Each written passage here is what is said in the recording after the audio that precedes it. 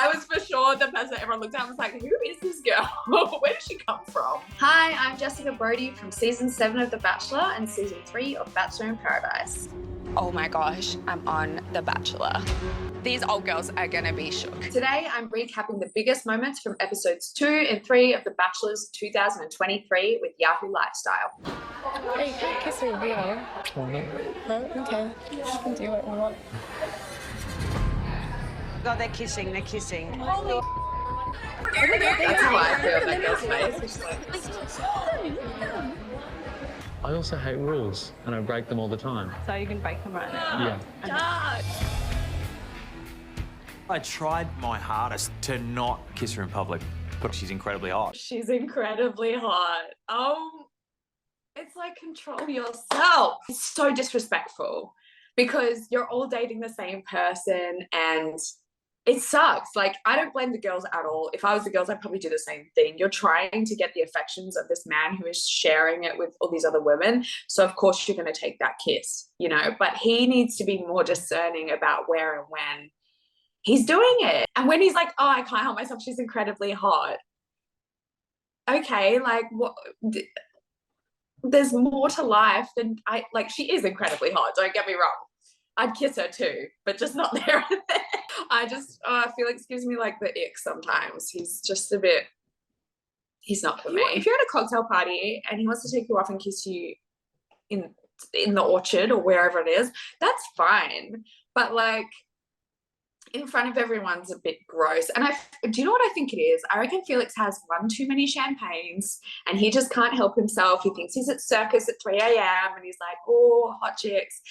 He just needs to reel it in a little bit. What's your thoughts on open relationships? I think I struggle because obviously, you know, I'm the sort of white picket fence guy, but I wouldn't be able to deal with an open relationship.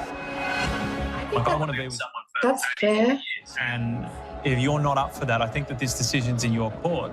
I think he handled it really well. This is such a complicated issue. It's a really new experience to a lot of people. You know, polyamory and that sort of thing is not, I guess, the most common thing in the world.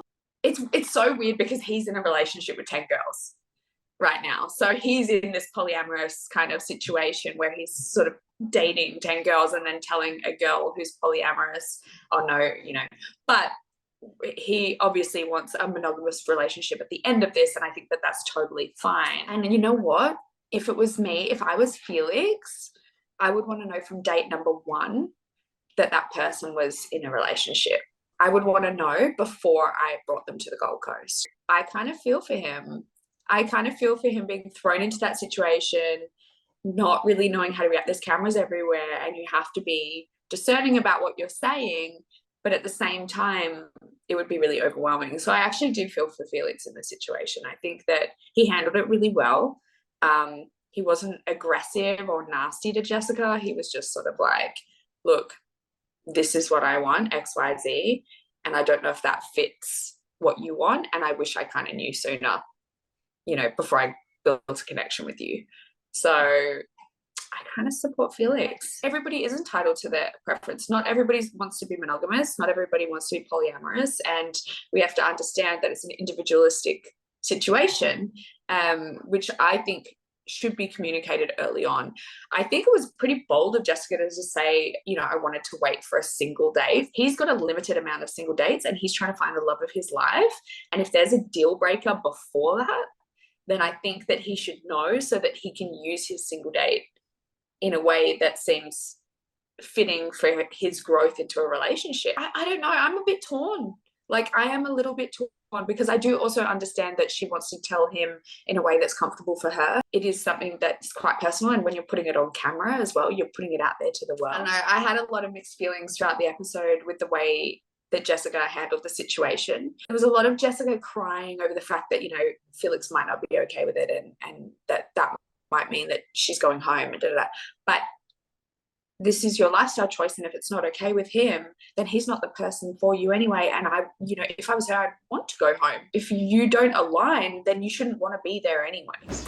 Tash, you're embarrassing yourself. Seriously. You're embarrassing yourself too, but because you didn't want to speak up to her face. Myself too bad. But you wanted to target me. Oh, ladies. Oh my God, thank you.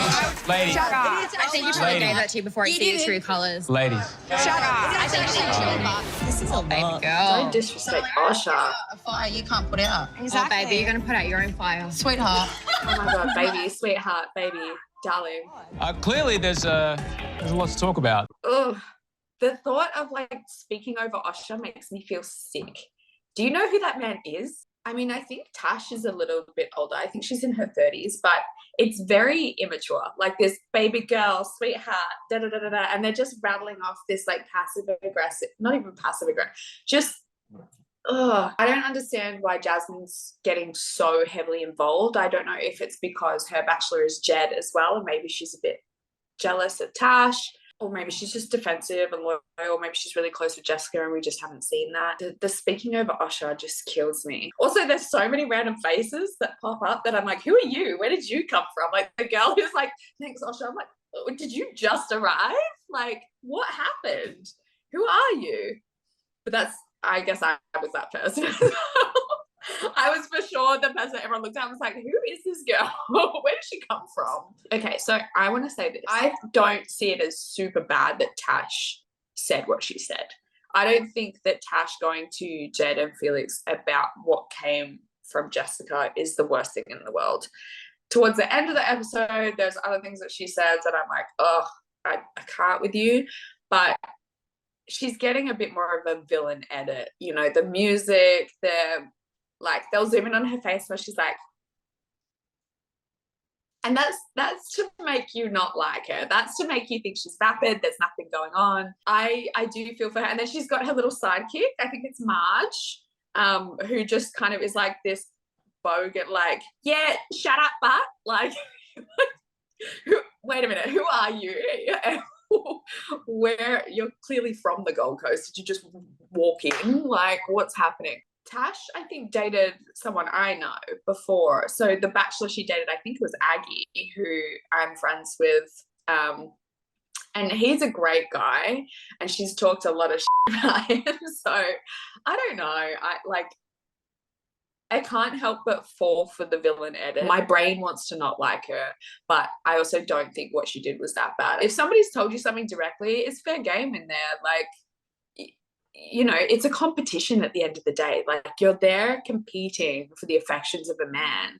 And if that's the way she wants to go about it, then more power to her. But she also has to understand the consequences come with that, and people are going to not like you. So, you know, it's high school. Well, yeah, that's what happens. If you talk shit, that's going to be the repercussions of it. So, I don't know. She's definitely getting the villain edit.